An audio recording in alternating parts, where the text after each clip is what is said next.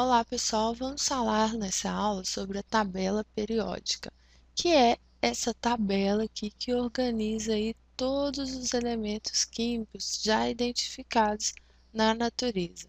Através da organização da tabela periódica, os químicos conseguem prever o comportamento dos elementos químicos. Então, por exemplo, eles conseguem prever a quantidade de ligações que esses elementos podem estabelecer, características como a eletronegatividade, o raio atômico, ok?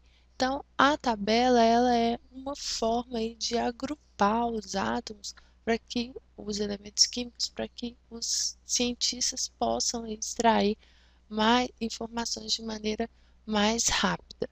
Ela está dividida em grupos, ok? E organizada aí em linhas e também em colunas.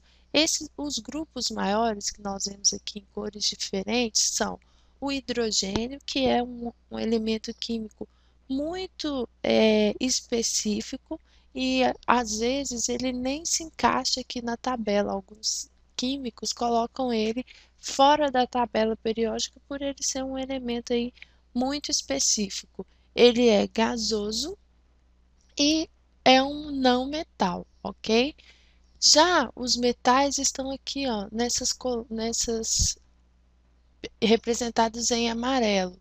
São todos esses elementos aqui dentro da tabela principal e também aqui o grupo dos lantanídeos e dos actinídeos, que estão aqui, ó, no sexto e no sétimo período da tabela.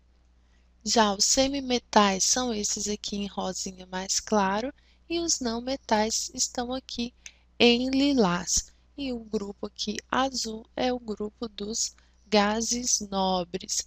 Por falar em gases, praticamente todos os elementos da tabela, eles são sólidos, são encontrados no estado sólido na temperatura ambiente.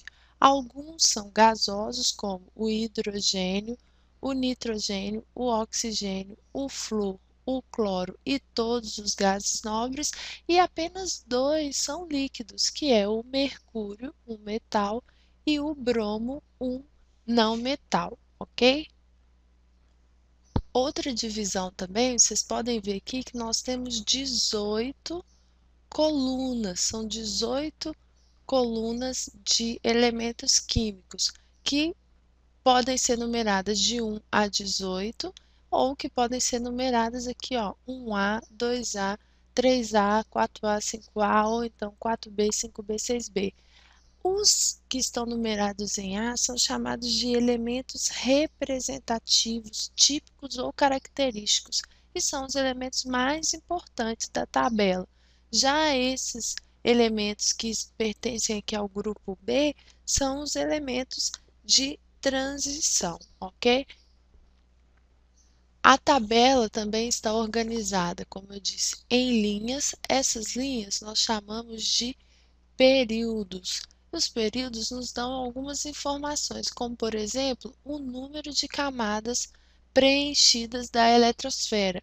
No primeiro período, os elementos químicos hidrogênio e hélio possuem elétrons apenas na camada K, apenas na primeira camada.